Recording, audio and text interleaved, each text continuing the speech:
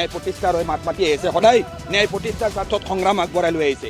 যোৱা পৰহি নগাঁও জিলাৰ ঢিঙত যি 3জন নৰাধমে এজনী স্কুলীয়া কিশোৰী 10মান শ্ৰেণীত অধ্যয়নৰত কিশোৰী টিউচনৰ পৰা উভতি হোৱাৰ পিছত আধা বাটতে ভোট গধূলিতে যি নাৰী নিৰ্যাতনৰ যি ঘটনা সংঘটিত কৰিলে, যি নিৰ্যাতনৰ ঘটনা সংঘটিত কৰিলে, এই ঘটনাক আমি ABMCয়ে ইতিমধ্যে গৰিহণা জনাইছোঁ। এই ঘটনাই সমাজৰ প্ৰত্যেকজন ব্যক্তিৰে মন মগজুক চুই গৈছে, মন মগজুক জোকাৰি গৈছে, অন্তৰাত্মা আমাৰ কঁপি উঠিছে। আৰু ইয়াৰ বিৰুদ্ধে ABMCয়ে যোৱাকালি প্ৰতিক্ৰিয়া প্ৰকাশ কৰি আজিৰ এই প্ৰতিবাদী কাৰ্যসূচীৰ কথা ঘোষণা কৰিছিলোঁ। আৰু আজি ABMCয়ে কেন্দ্ৰীয়ভাৱে তামোলপুৰ জিলাৰ ভাৰত ভূটান আন্তঃৰাষ্ট্ৰীয় ঘাইপথ অৱৰোধ কৰি এনেকৈ হেজাৰ হেজাৰ মানুহ ওলাই আহি এই ঘটনাৰ আমি তীব্ৰ প্ৰতিবাদ সাব্যস্ত কৰিছোঁ। আমি ইতিমধ্যে দাবী জনাইছোঁ যে চৰকাৰে শীঘ্ৰেই উক্ত ঘটনাৰ লগত জড়িত থকা প্ৰত্যেকজন নৰাধমক, প্ৰত্যেকজন অপৰাধীক, প্ৰত্যেকজন দোষীক, প্ৰত্যেকজন অভিযুক্তক ফাষ্ট ট্ৰেক আদালতৰ জৰিয়তে বিচাৰ প্ৰক্ৰিয়া সোনকালে সমাপ্ত কৰি ফাঁচীকাঠত ওলমোৱাৰ ব্যৱস্থা কৰিব লাগে।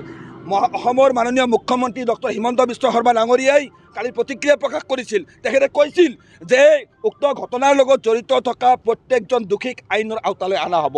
কিন্তু আজি ৰাতিপুৱা আমি সংবাদ মাধ্যমৰ জৰিয়তে জানিব পাৰিছোঁ যে উক্ত ঘটনাৰ লগত জড়িত যিজন মূল অভিযুক্ত তফাজুল, তেওঁ আৰক্ষীৰ জিম্মাৰ পৰা পলাই গৈছিল আৰু পলাই যোৱা অৱস্থাত পানীত পৰি তেওঁৰ মৃত্যু হৈছে আৰু তেওঁৰ মৃতদেহ উদ্ধাৰ হৈছে। আজিৰ তাৰিখত আমি ক'বলৈ বাধ্য হৈছোঁ যে অসমত বৰ্তমান সময়ত আইন শৃংখলাজনিত পৰিস্থিতি সাংঘাতিকভাৱে অৱনমিত হৈছে। আজি যোৱা 7টা মাহত অসমত 533টা হত্যাকাণ্ডৰ ঘটনা সংঘটিত হৈছে। যোৱা 3টা মাহত 22টা ধৰ্ষণৰ ঘটনা সংঘটিত হৈছে।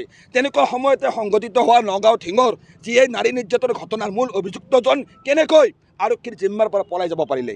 আজি চৰকাৰৰ দায়িত্ব আছিল, হিমন্ত বিশ্ব শৰ্মা ডাঙৰীয়াই ৰাজ্যক প্ৰতিশ্ৰুতি দিছিল যে উক্ত ঘটনাৰ লগত জড়িত থকা অভিযুক্তসকলক আমি আইনৰ আওতালৈ আনিম। আৰক্ষীয়ে প্ৰথম কথাটো হ'ল নগাঁও আৰক্ষীয়ে বা অসম আৰক্ষীয়ে উক্ত ধৰ্ষণৰ ঘটনা বা নাৰী নিৰ্যাতনৰ ঘটনা প্ৰতিৰোধ কৰিব নোৱাৰিলে আৰু উক্ত ঘটনাৰ লগত জড়িত থকা সেই অভিযুক্তকো আইনৰ আওতালৈ আনিব নোৱাৰিলে। তেওঁক আৰক্ষীৰ জিম্মাৰ পৰা পলাই যোৱা অৱস্থাত মৃত্যু হ'ল। আচলতে আমি স্পষ্ট কৰি দিব বিচাৰিছোঁ, আজিৰ তাৰিখত চৰকাৰৰ সোপা জিলাৰ নীতিৰ বাবে এনেকৈ মুকলিভাৱে ধৰ্ষণৰ ঘটনা সংঘটিত হ'ব পাৰিছে। এজনী কিশোৰী সন্ধিয়া 6টা বজাত নিজৰ ঘৰলৈ টিউচনৰ পৰা নিৰাপদে উভতি যাব পৰা নাই। তো এনেকুৱা ক্ষেত্ৰত আমি স্পষ্টকৈ ক'ব বিচাৰিছোঁ, অসমৰ মুখ্যমন্ত্ৰী যিজন ব্যক্তি আজিৰ তাৰিখত অসমৰ গৃহমন্ত্ৰীৰ দায়িত্বত আছে, তেখেতে দায়িত্ব পালনত ব্যৰ্থ হৈছে। অসম আৰক্ষীয়ে দায়িত্ব পালনত ব্যৰ্থ হৈছে। আজি সাধাৰণ এজন অপৰাধীক যদি তেওঁলোকে নিয়ন্ত্ৰণ কৰিব পৰা নাই, অপৰাধ নিয়ন্ত্ৰণ কৰা দূৰৰ কথা, আৰক্ষীৰ জিম্মাৰ পৰা অপৰাধী পৰ্যন্ত পলাই কেনেকৈ যাব পাৰিছে, সেই প্ৰশ্ন আমি উত্থাপন কৰিছোঁ। আমি স্পষ্টকৈ দাবী জনাইছোঁ, শীঘ্ৰেই এই নগাঁও ঢিঙৰ ঘটনা উপযুক্ত তদন্তৰ বাবে, উপযুক্ত ন্যায়ৰ বাবে সেই কিশোৰীগৰাকীৰ ন্যায়ৰ বাবে ফাষ্ট ট্ৰেক আদালতৰ ব্যৱস্থা কৰিব লাগে। আৰু অসমত যিমান নাৰী নিৰ্যাতনৰ ঘটনা সংঘটিত হৈ আছে, প্ৰত্যেকটো ঘটনাকে ফাষ্ট ট্ৰেক আদালতৰ জৰিয়তে কম সময়ৰ ভিতৰত সমাধানৰ ব্যৱস্থা কৰি উক্ত অপৰাধীসকল জেলত থাকোঁতে যাতে ন্যায়ৰ ব্যৱস্থা লাভ কৰিব পাৰে, এই উক্ত ব্যক্তি ভুক্তভোগী যাতে ন্যায় লাভ কৰিব পাৰে, তাৰ ব্যৱস্থা গ্ৰহণ কৰিব লাগে। আৰু আমি স্পষ্ট কৰি দিব বিচাৰিছোঁ, অপৰাধেই ABMCয়ে কেতিয়াও কোনো ধৰণৰ অপৰাধক কেতিয়াও প্ৰশ্ৰয় দিয়া নাই। আজি চাওক, অসমৰ প্ৰত্যেকজন মুছলমান ব্যক্তি আজি ৰাজপথলৈ ওলাই আহি উক্ত নগাঁও ঢিঙৰ ঘটনাৰ বিৰোধিতা কৰিছে। কিন্তু আজিৰ তাৰিখত আমি দেখিবলৈ পাইছোঁ, চৰকাৰে অপৰাধতো জাতি ধৰ্ম ভাগ ভাগ কৰি আহিছে। যেতিয়ালৈকে অপৰাধত চৰকাৰে জাতি ধৰ্ম ভাগ ভাগ কৰি ৰাজনীতি কৰিব, তেতিয়ালৈকে অপৰাধ কিন্তু নিয়ন্ত্ৰণ কৰিব নোৱাৰে। অপৰাধীয়েই আৰু অপৰাধীক একমাত্ৰ নিয়ন্ত্ৰণ কৰিব লগা হ'লে কঠোৰতকৈ কঠোৰতম আইনী ব্যৱস্থা গ্ৰহণ কৰিব লাগিব।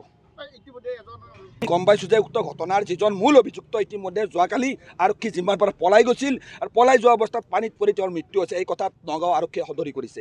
নগাঁও আৰক্ষীয়ে প্ৰথম ক্ষেত্ৰত আমি ক'বলৈ কৈছোঁ যে তেওঁলোকে অপৰাধ নিয়ন্ত্ৰণত ব্যৰ্থ হ'ল, অপৰাধী গ্ৰেপ্তাৰ হ'ল, অপৰাধীকো তেওঁলোকে ধৰি ৰাখিব নোৱাৰিলে, মূল অভিযুক্তজনক আইনৰ আওতালৈ আনিব নোৱাৰিলে। এয়া সম্পূৰ্ণভাৱে আৰক্ষীৰ ইয়াত দুৰ্বলতা প্ৰকাশ পাইছে, আইনৰ শাসনৰ দুৰ্বলতা প্ৰকাশ কৰিছে।